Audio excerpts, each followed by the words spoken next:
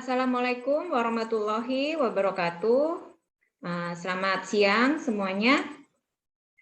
Pada pertemuan kali ini, mata kuliah Arsitektur Nusantara dan Asia, pertemuan ketiga, saya akan mengetengahkan materi tentang hubungan arsitektur dan budaya yang kedua, di mana elemen-elemen budaya itu ada kosmologi, profan dan sakral, religi dan ritual, mitos dan simbol. Ini yang akan saya sampaikan materinya hari ini. Mohon maaf ya, ini tidak berurutan, saya belum edit, jadi ini yang benar ada 1, 2, 3, 4. Oke, nah ini harap diperhatikan dengan seksama karena akan berhubungan dengan tugas yang akan kalian garap. Tugas 1 ya, karena tugas 1 ini kan kalian harus memilih satu objek rumah tradisional. Setelah itu kalian ulas dari segi kosmologinya, profan dan sakralnya, religi dan ritualnya, serta mitos dan simbolnya. Oke, kita lanjutkan ya. Yang pertama saya akan membahas tentang kosmologi. Nah, kosmologi ini merupakan ilmu atau cabang astronomi yang menyelidiki asal-usul, struktur, dan hubungan ruang waktu dari alam semesta. Nah, selain itu ada juga pengertian tentang menyatakan bahwa ilmu tentang asal-usul kejadian bumi, hubungannya dengan sistem matahari, serta hubungan sistem matahari dengan jagat raya. Lalu ilmu atau cabang dari metafisika yang menyelidiki alam semesta sebagai sistem yang beraturan.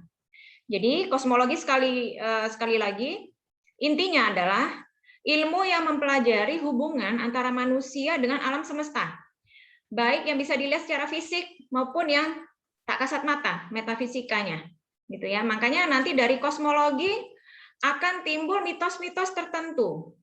Dari mitos-mitos itu akan diterjemahkan dalam simbol-simbol tertentu. Nah, itu saling berkaitan. Yang nanti terdapat dalam tatanan ruang suatu rumah tradisional, terdapat dalam bentuk ornamentasinya, dan lain sebagainya. Lanjutkan, sehingga kosmologi mencakupi orientasi, sikap, dan kepercayaan suatu masyarakat budaya tertentu terhadap dunia dan susunan alam semestanya. Jadi ini menyinggung tentang bagaimana suatu budaya itu memandang sikap dan kepercayaannya terhadap keberadaan dunia ini, terhadap susunan alam semesta ini. Apa pengaruhnya keberadaan alam semesta terhadap dirinya, gitu. Nah, ini berdasarkan setiap budaya memiliki terjemahan yang berbeda-beda. Nah, kosmologi sangat erat berkaitan dengan mitos. Sekali lagi ya, dengan mitos. Asal-usul bumi dan manusia, gerak matahari, pergantian musim, binatang, unsur materi, warna, emosi, dan nilai-nilai religi. Ini akan saya tambahkan juga sedikit dari buku ini yang saya pegang. Ini bukunya, kalian bisa lihat tentang, kebalik ya, Arsitektur Nusantara. Mudah-mudahan bisa dibaca dengan benar ya. Bisa dibaca ya nih, Arsitektur, sorry. Ini, nah, Arsitektur Nusantara. Nah, kalau di sini dalam buku ini, kosmologi itu berasal dari bahasa Yunani, kosmos dan logos. Kosmos itu adalah dunia, logos itu artinya ilmu. Jadi ilmu yang mempelajari dunia. Yang menggunakan istilah kosmologi pertama kali adalah Pitagoras pada tahun 580 sampai 500 sebelum Masehi untuk melukiskan keteraturan dan harmoni pergerakan benda-benda langit. Ya, nah ini tadi ya, yang pertama ilmu cabang astronomi. Astronomi ini kan benda-benda langit gitu ya.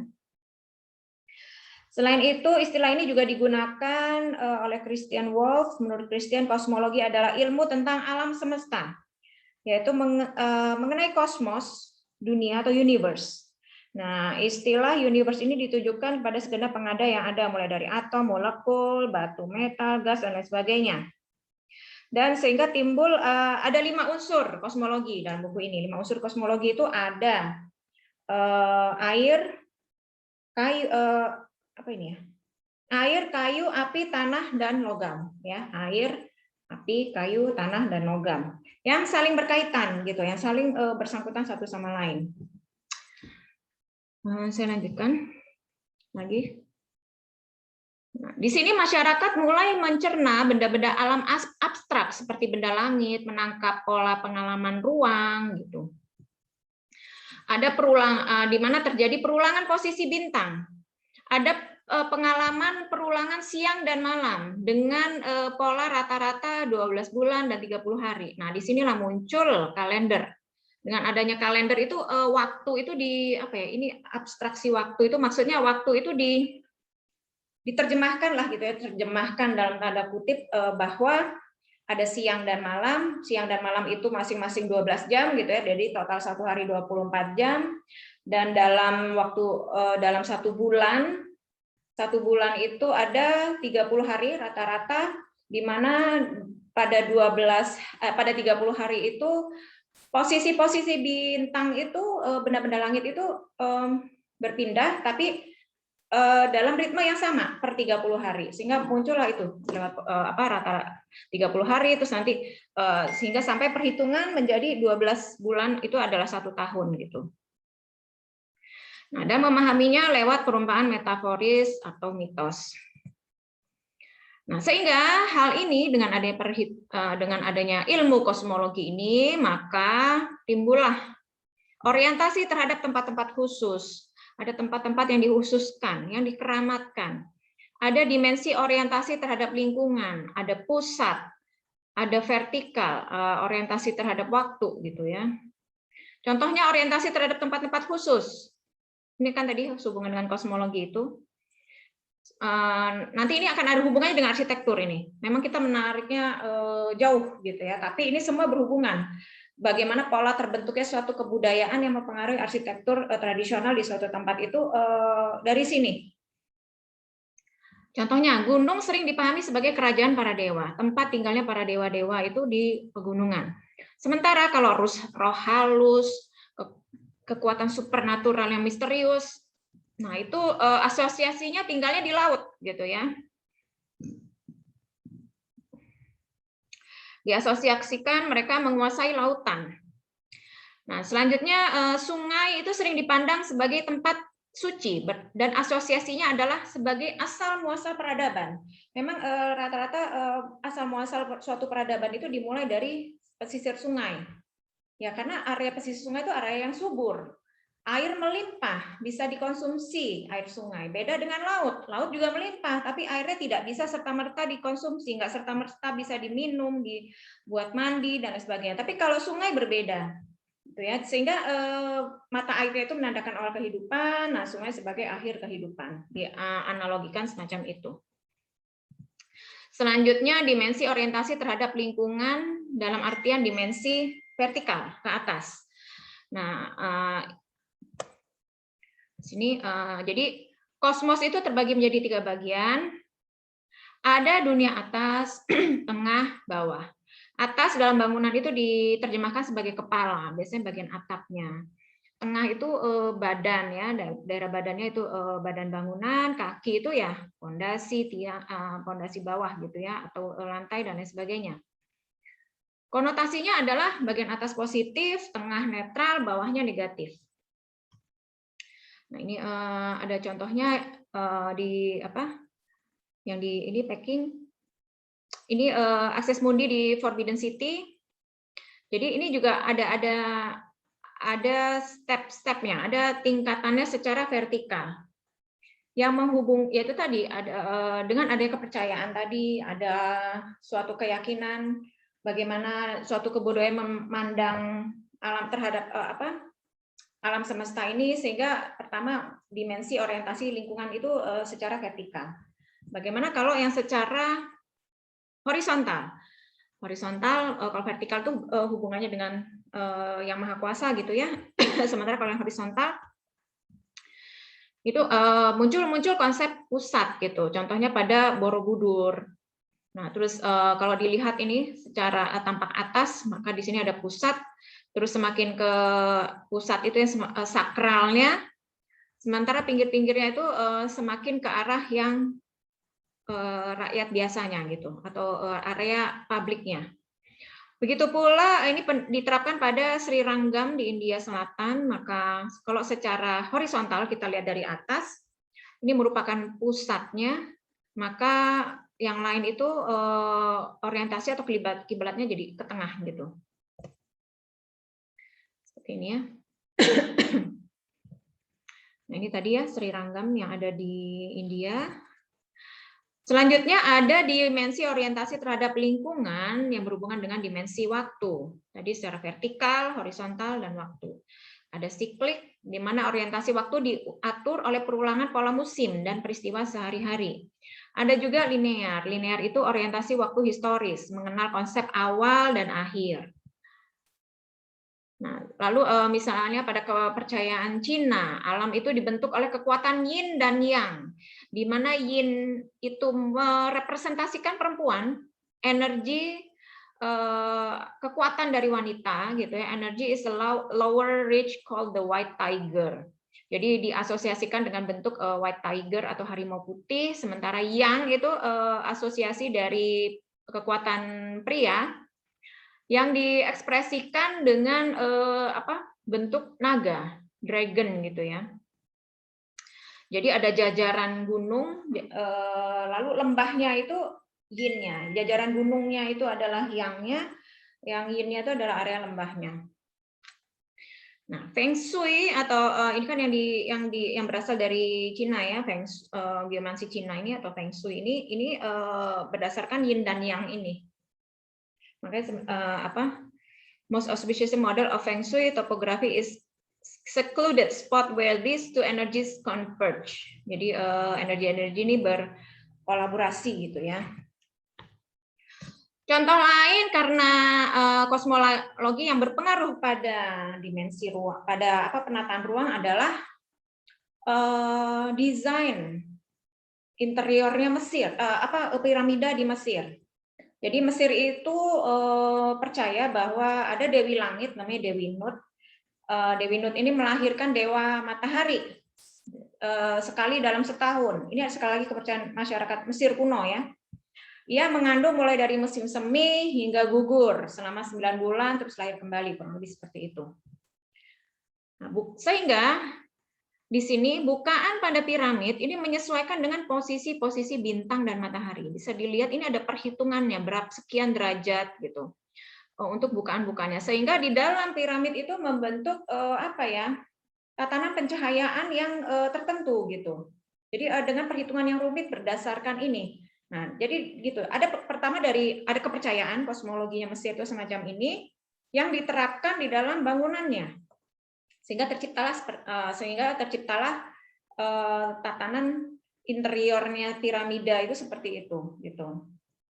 Maka bisa ditangkap ya pengaruh dari kosmologi itu terhadap tatanan ruang suatu bangunan tradisional atau mempengaruhi pola hidup suatu kebudayaan tertentu. Sini bukan pada piramida ini menyesuaikan dengan posisi-posisi bintang dan matahari.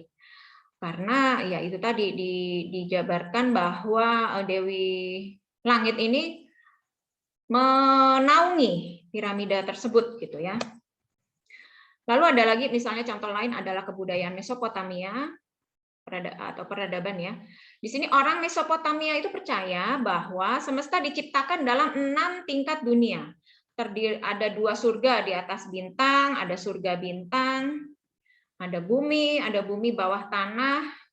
Jadi ada bumi sendiri, ada bumi yang di bawah tanah, dan ada dunia bawah tanah tempat kematian. Jadi kalau di sini ada 6 lapis gitu ya di dunia ini. Nah, bumi itu dibuat oleh Marduk sebagai rakit yang mengapung di atas nafsu dan dunia kematian gitu. Para dewa dibagi lewat dewa-dewa kecil yang menguasai langit-langit tingkatan langit. Jadi, nah ini mempengaruhi bentuk tatanan tatanan bukan bangunan ini ya, kota pada masa Mesopotamia ini. Selanjutnya India. Nah, dalam Hindu itu dikenal ada triad, Brahma, Wisnu, dan Siwa. Ini para dewa-dewa di ini agama Hindu. Brahma itu pencipta, Wisnu itu pemelihara, dan Siwa itu penghancur. Nah, suatu saat Brahma itu bereksperimen untuk mencipta dan terciptalah sesosok makhluk raksasa namanya Vastu Purusa. Nah, di luar dugaan ternyata vastu purusa itu semakin membesar sehingga membahayakan alam semesta gitu ya. Dan di sini adalah yaitu tadi awalnya dari kosmologi. Terus Brahma memohon pertolongan pada dewa-dewa lain untuk meredam pertumbuhan vastu purusa agar tidak merusak. Maka para dewa-dewa itu berkumpul dan membuat sangkar mandala, dan sang vastu purusa ditekan masuk ke dalam mandala tersebut. Makanya ada orientasi sanga mandala kalau di itu di mana di Bali ya, untuk penganut agama Hindu. Terus dan bentuk-bentuk mandala ini sangat terkenal, nanti sampai ornamentasi India itu banyak menggunakan bentuk-bentuk mandala ini. Nah, ini membuat sangkar mandala dan sang vastu purusa ditekan masuk ke dalam mandala dan ditahan di setiap titik oleh dewa-dewa yang mewakili kekuatan tertentu. Ini bentuknya, jadi sehingga di tengah ini si vastu purusa, terus ini ada mandalanya. Nah, ini hierarki secara horizontalnya ya. Nah, titik-titiknya itu ditekan. Ini ada Siwa menekan di titik kanan atas, ada Agni di kanan bawah, lalu ada Ganesha di kiri bawah. Semakin ke sini makin profan itu makin untuk umum gitu ya. Sementara Brahma di tengah. Nah, sehingga dalam penataan suatu kawasan tempat tinggal itu mengikuti ini.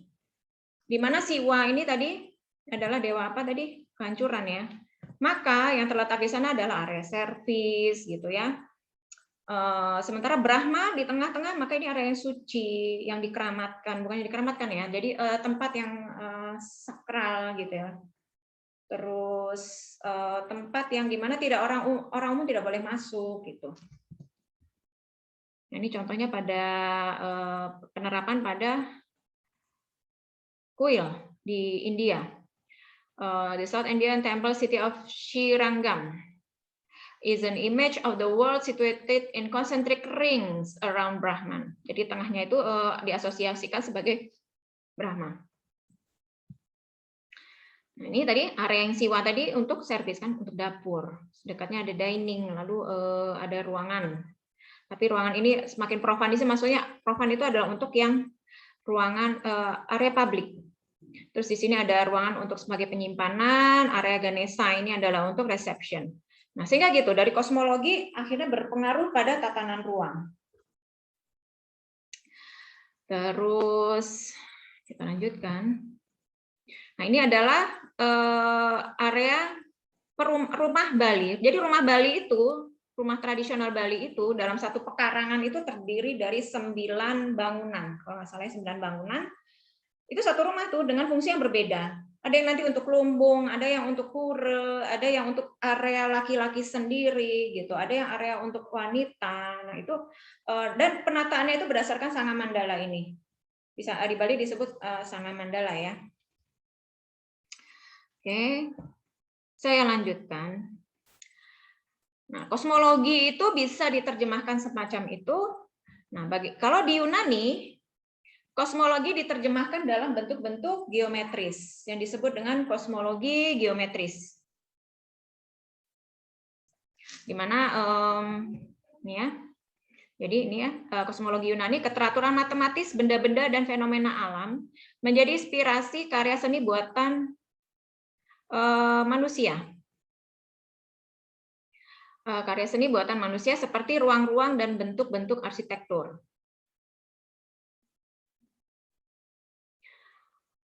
Nah, kalau dilihat dari secara horizontal dari atas, maka posisi air itu di sebelah kiri atas ya. Jadi ada air. Ini kalau diterjemahkan dalam bentuk geometris, air, fire. Sorry, bukan air, ini air ya. Air, udara, fire, api, earth. Earth itu tanah ya atau bumi. Water itu baru air. Di antara water dan air, antara air dan udara itu diasosiasikan sebagai area yang basah.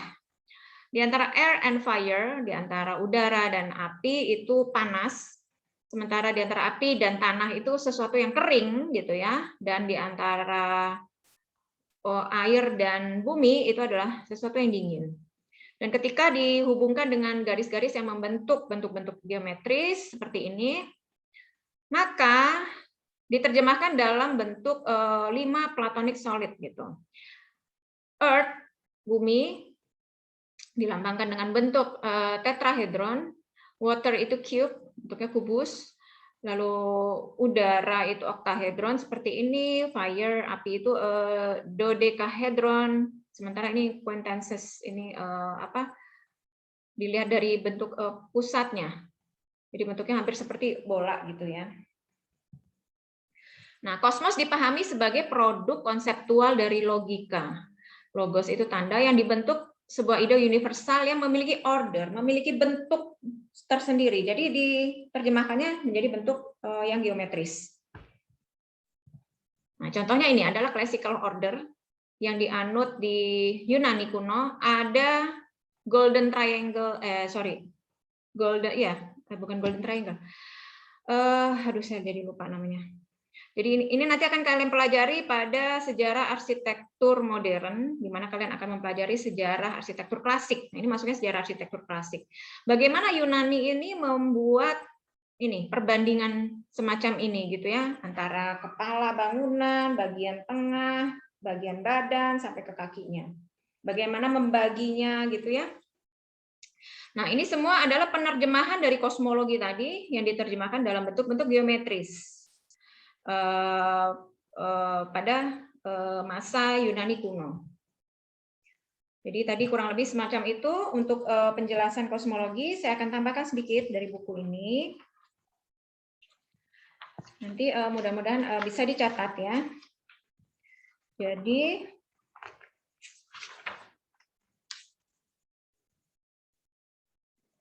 nah, kosmologi itu menjadi salah satu sebab tumbuhnya kebudayaan di sebuah wilayah tadi ya.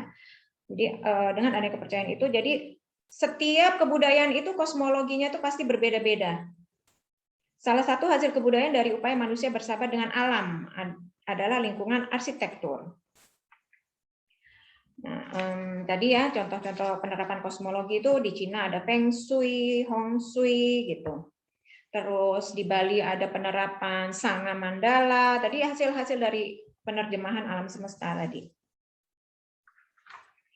Selanjutnya, nah manifestasi kosmologi dalam arsitektur. Nah itu tadi ya manifestasi kosmologi dalam arsitektur sangat berhubungan antara manusia dan alam. Nah, terus kosmologi masyarakat Nusantara berkaitan erat dalam sistem spasial, yaitu cara mengatur atau meletakkan ruang-ruang hidupnya demi memperoleh harmonisasi antara manusia dengan lingkungan alam di sekitarnya. Manusia mengatur ruang melalui pemahaman terhadap makna ruang seperti baik dan buruk, untung dan rugi, gitu ya. Nah, di Indonesia masyarakat itu masih memegang kuat sistem kepercayaan serta tradisi leluhur, sehingga menciptakan tradisi-tradisi yang diturunkan dari generasi ke generasi gitu, yang disebut tradisi leluhur tadi. Mereka percaya setiap ruang ada pemiliknya, ada makhluk yang nunggu gitu ya. Nah ini nanti akan berhubungan dengan poin-poin selanjutnya gitu. Oke, mudah-mudahan untuk kosmologi ini bisa dipahami. Saya akan lanjut ke poin selanjutnya, yaitu mitos dan simbol. Dari kepercayaan tadi kan, dari bagaimana suatu kebudayaan itu memandang hubungannya dengan alam, muncullah mitos-mitos, muncullah cerita-cerita. Dari cerita disimbolkan, dari cerita diterjemahkan dalam simbol. Jadi gitu hubungannya. Dari kosmologi, pertama berangkat dari kepercayaan, bagaimana cara pandangnya terhadap alam, muncullah cerita-cerita dongeng yang diberikan secara turun-menurun, yang disebut mitos tadi, dan diterjemahkan dalam bentuk simbol. Nah, simbol-simbol ini yang nanti akan melekat pada bangunan. Simbol juga bisa berupa gambar, bisa juga berupa tatanan ruang. Tatanan ruang itu bisa menyimbolkan sesuatu. Misalnya kalau pada bangunan gotik, kenapa katedral gotik itu tinggi-tinggi menjulang, extremely high disebutnya ya. Tingginya tuh ekstrim. Yaitu karena begitu masuk itu menyimbolkan tingginya. bahwa manusia begitu masuk kepada dia di dalam tempat suci itu dia akan merasakan kecil, merasakan sesuatu yang merasakan keagungan, dia merasa dirinya kecil. Nah itu. Jadi itu suatu simbolisasi dengan bentuk itu. Nah, dengan adanya semacam itu maka akan berpengaruh juga akhirnya ke struktur pada akhirnya. Nah, nanti juga itu ada hubungannya dari bentuk segala macam. Nah, itu rentetannya panjang. Kita narik garis benang merahnya jauh, tapi memang itu berhubungan gitu ya. Selanjutnya, masyarakat tradisional mengembangkan sistem simbol-simbol yang dianggap mencakupi seluruh pengalaman masa lampaunya, yang antara lain diungkapkan dalam bentuk mitos, cerita yang diturunkan dari generasi ke generasi. Nah, misalnya pada masyarakat Toraja, ada bentuk ayam jago, merupakan simbol penting yang dikaitkan erat dengan mitos tolang didi dan beras. Sehingga akan ditemukan pada bangunan-bangunan Toraja itu ada bentuk-bentuk ayam jago gini. Simbol-simbol ayam jago. Atau ada simbolisasi bentuk tanaman pakis pada masyarakat Dayak. Atau ada bentuk-bentuk feminim pada pintu-pintu lumbung. Kenapa? Karena lumbung itu diasosiasikan Dewi Padi itu menurut kepercayaan mereka, namanya Dewi ya udah pasti seorang wanita dianggap sebagai sosok yang feminim, wanita, melambangkan kesuburan, kecantikan. Makanya lumbung itu diasosiasikan dengan sesuatu yang feminim tadi.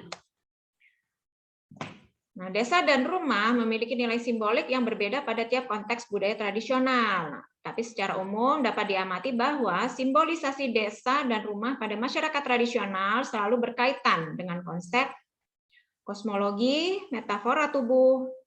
Kosmologinya itu berupa oposisi simbolik ya. Oposisi simbolik itu ya ini misalnya, ini adalah suatu desa tradisional, bagian atas itu diasosiasikan dengan kepala, bagian tengah itu dengan dada, ini simbolik oposisi simbolik tadi ya. Sebelah kiri adalah wanita, tangan-tangannya, terus women's house, bukan wanita ya, diasosiasikan sebagai tangan-tangannya. Lalu ada yang diasosiasikan dengan alat kelamin wanita, lalu alat kelamin pria, serta kaki. Terus ada metafora tubuh atau antropomorfisme, ini yang tadi. Terus jenis-jenis binatang yang sering digunakan, bentuk kerbau, naga, ayam jago, dan lain sebagainya. Terus objek-objek tertentu, perahu misalnya. Misalnya contohnya adalah kebudayaan Lampung. Rumah-rumah tradisional Lampung itu diasosiasikan dengan budaya perahu. Banyak bentuk-bentuk perahu yang diadopsi ke dalam simbol-simbol pada rumah-rumah tradisional Lampung misalnya.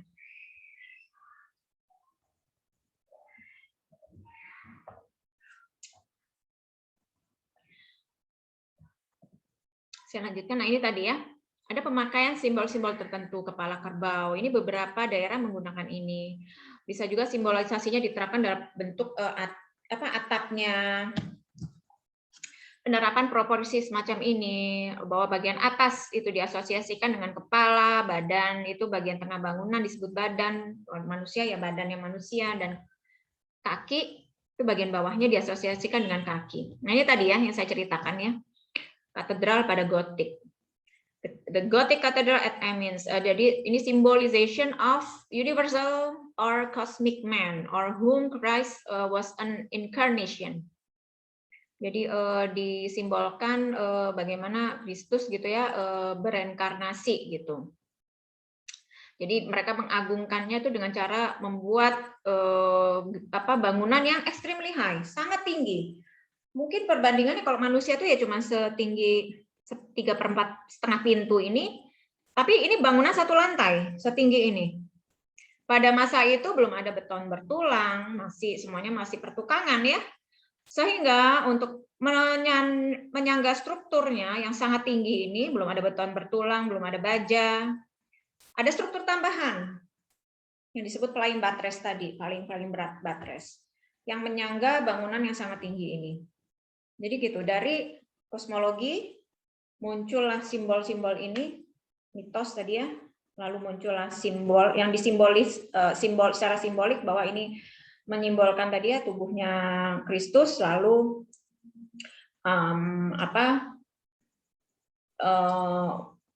dibuatlah bangunan yang extremely high sehingga orang ketika masuk tuh merasakan kehusukan, merasa kecil karena tempat yang sangat tinggi, merasakan keagungan gitu. Nah, untuk mewujudkan itu maka perlu struktur. Jadi sampai pengaruhnya itu kepada struktur. Akhirnya berpengaruh juga kepada bentuk bangunannya, arsitekturalnya secara menyeluruh gitu ya. Jadi kurang lebih seperti itu. Selain itu, simbolisme juga diterapkan pada atap-atap arsitektur Asia Tenggara. Asia Tenggara ini kaya ya, akan nggak usah ngomong Asia Tenggara deh, di Indonesia aja sangat kaya, kebudayaannya itu macam-macam. Dalam satu daerah, misalnya Sumatera Utara aja sudah punya sekitar, mungkin minimal paling nggak ada 3 gitu ya. Di Kalimantan sendiri juga macam-macam. Dan ini bentuk-bentuk atapnya setiap rumah tradisional itu berbeda-beda. Dan memiliki simbol-simbol tertentu gitu. Oke, yang lanjutnya sebelum masuk ke sini saya akan tambahkan sedikit dari buku yang tadi ya, mitos dan simbol. Jadi hubungan mitos dan simbol, mudah-mudahan tadi bisa dipahami ya, hubungan mitos dan simbol dengan dalam arsitektur. Saya hanya akan memberikan contoh nih, misalnya figur Dewi Sri dalam tatanan rumah masyarakat Jawa. Dewi Sri itu adalah Dewi Padi yang tadi. Jadi di dalam rumah masyarakat Jawa, rumah joglo itu, di bagian tengahnya itu, di bagian tengah rumah joglo itu ada yang namanya sentong tengah. Nah, sentong tengah itu disimbolkan sebagai tempat singgahnya Dewi Sri, yang dinamakan Pasren, Petanen, Pendaringan gitu ya. Sehingga area situ tuh disakralkan.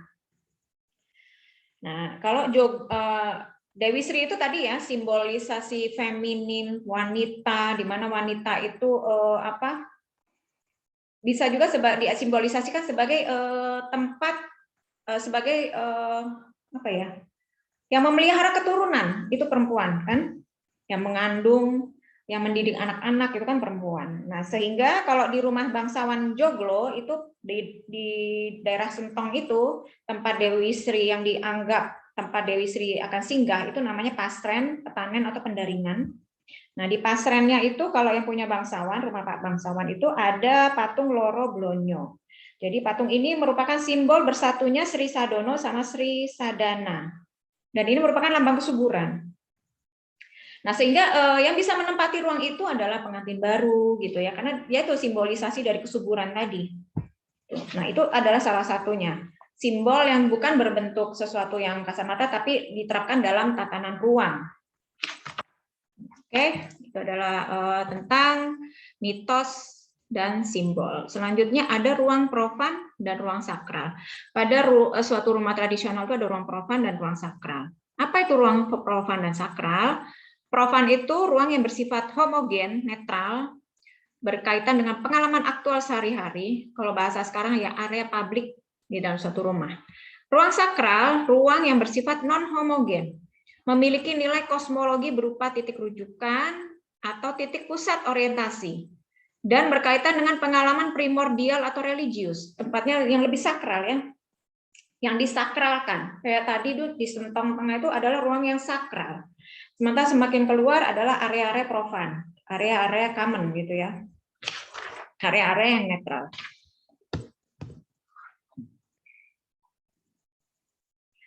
Saya lanjutkan. Profan dan sakral.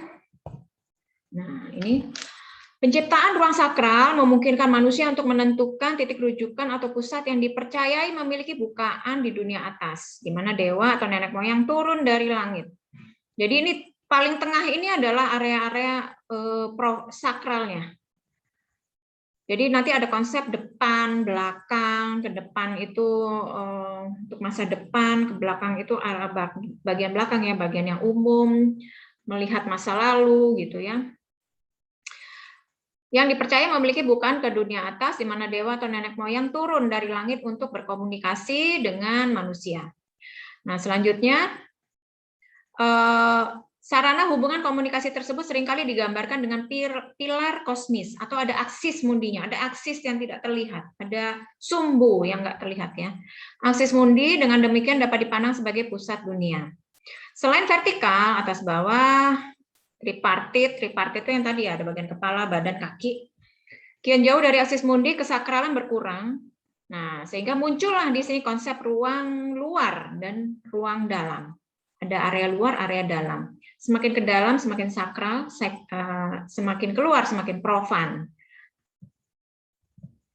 Nah, manusia religius itu berusaha hidup sedekat mungkin dengan aksis mundi atau pusat dunia. Karena itu, setiap struktur hunian atau pemukiman yang didirikan manusia selalu mengacu pada simbolisme kosmis.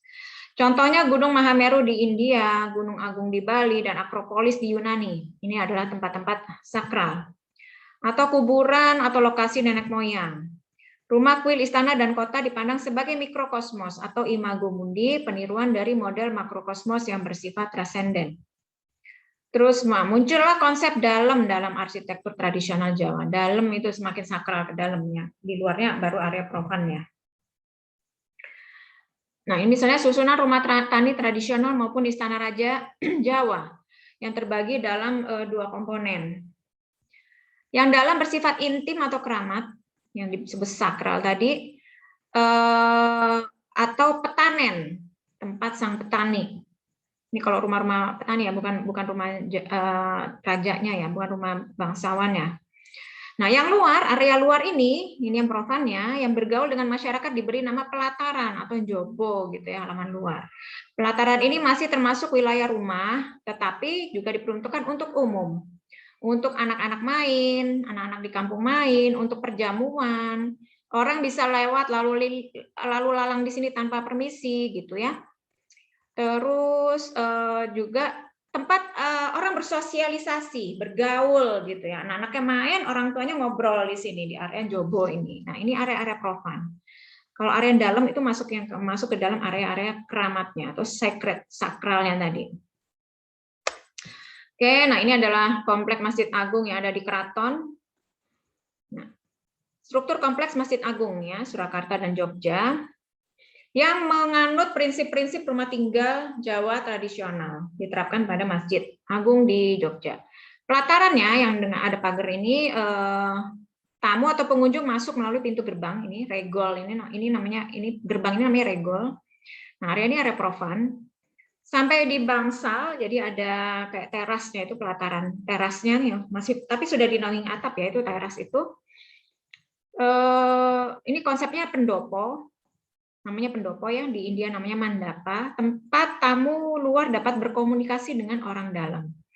Nah, begitu sampai masuk ke dalam yang dinaungi oleh ini, atap yang paling tinggi ini, puncaknya.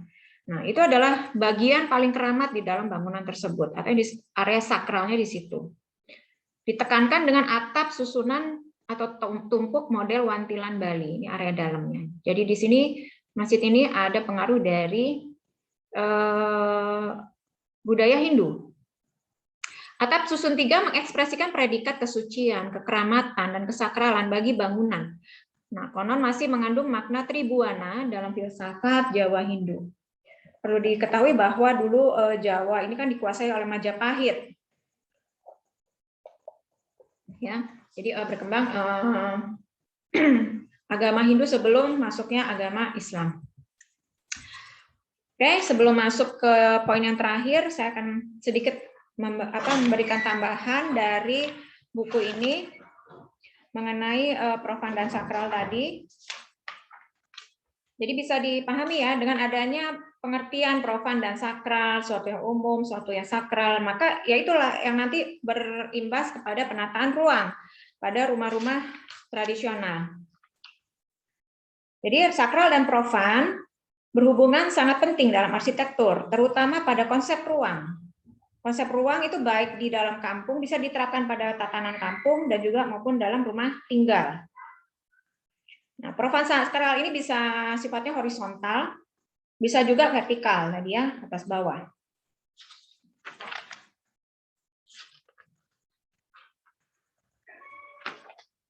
Jadi di sini penataan tata kampung secara vertikal memiliki 3 bagian. Misalnya bagian atas sebagai tempat tinggal pimpinan kampung, itu area sakralnya. Dianggap top level, area yang paling sakral, paling private. Terus bagian tengah, ini kalau dalam kampung ya, tata kampung. Bagian tengah sebagai tempat tinggal warga kampungnya, terdiri dari rumah penduduk yang middle level, areanya masih public area dan netral. Bagian bawah, nah ini area profan, merupakan area fasilitas pelayanan yang terletak di bottom level, service area lah gitu ya. Itu kalau secara hierarki vertikal. Bagaimana dengan secara horizontal?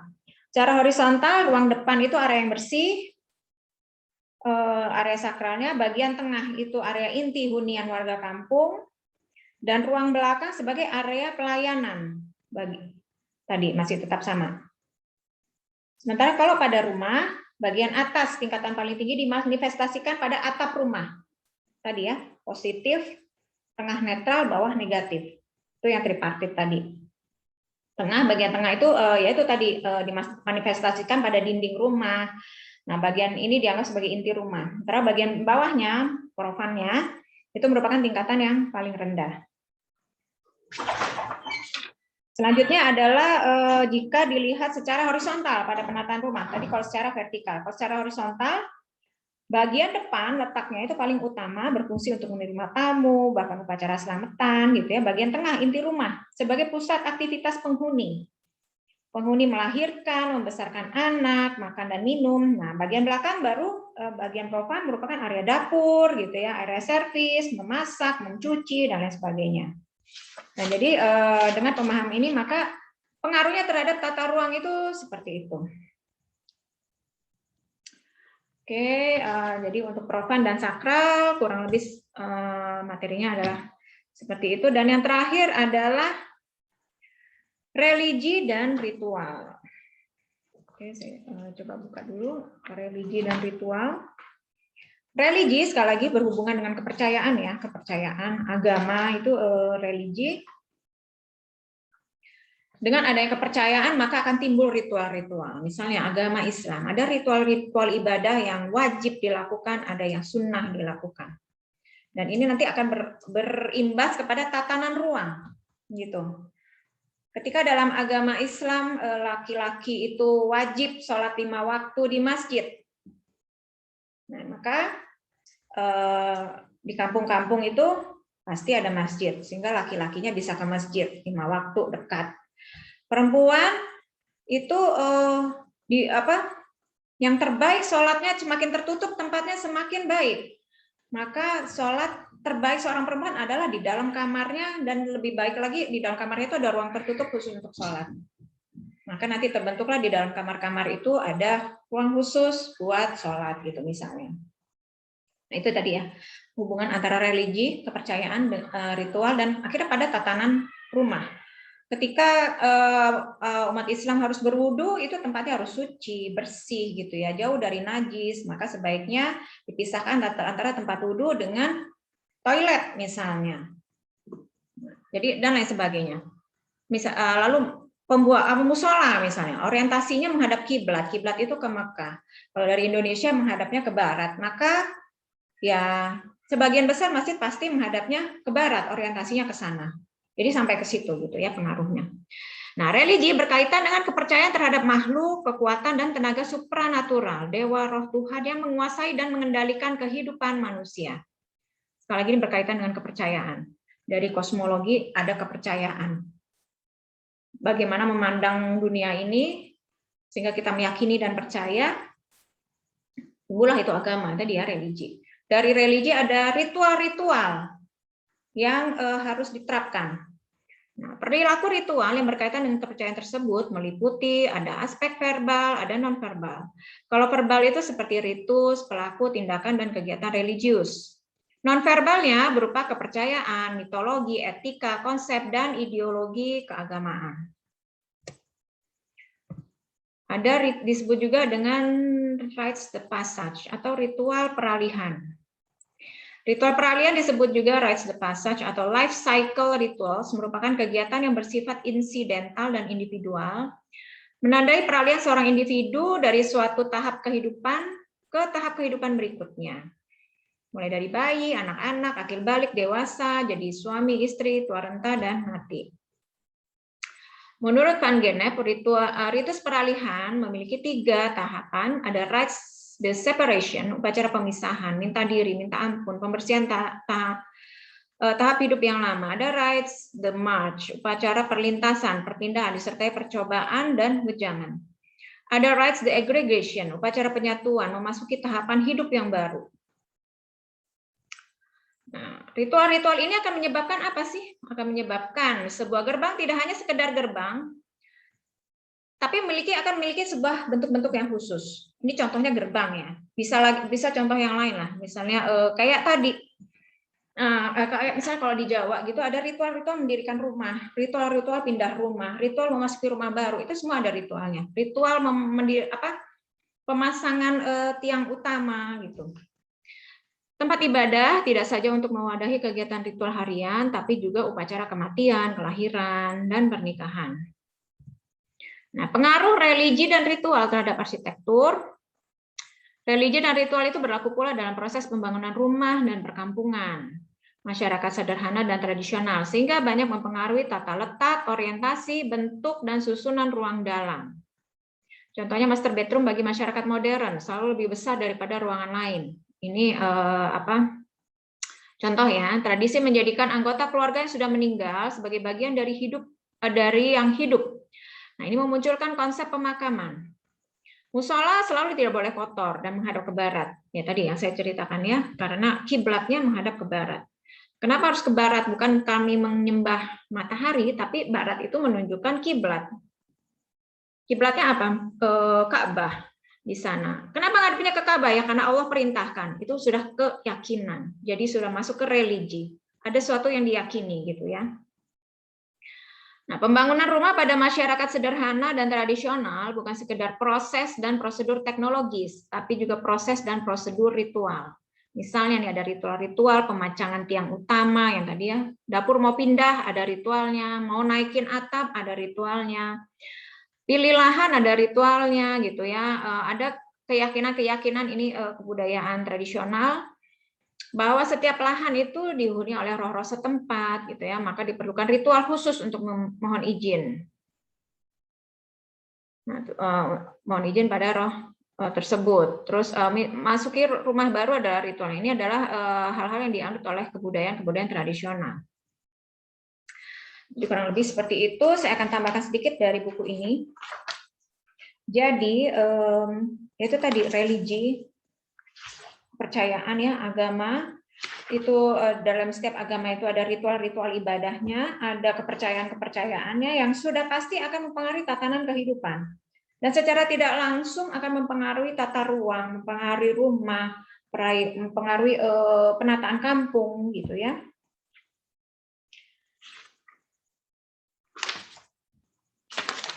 Kalau di sini jadi hubungannya dengan arsitektur. Religi dan ritual berlaku pula dalam pembangunan rumah dan perkampungan masyarakat sederhana dan tradisional. Jadi hubungannya ke situ. Ada 2 tahap ritual umum pembangunan rumah, misalnya ritual pemilihan lahan, ritual pemancangan tiang utama, gitu ya. Nah itu ada ritual-ritual tertentu di mana mereka harus menyediakan mungkin sesajen lah atau apa gitu ya, dan lain sebagainya.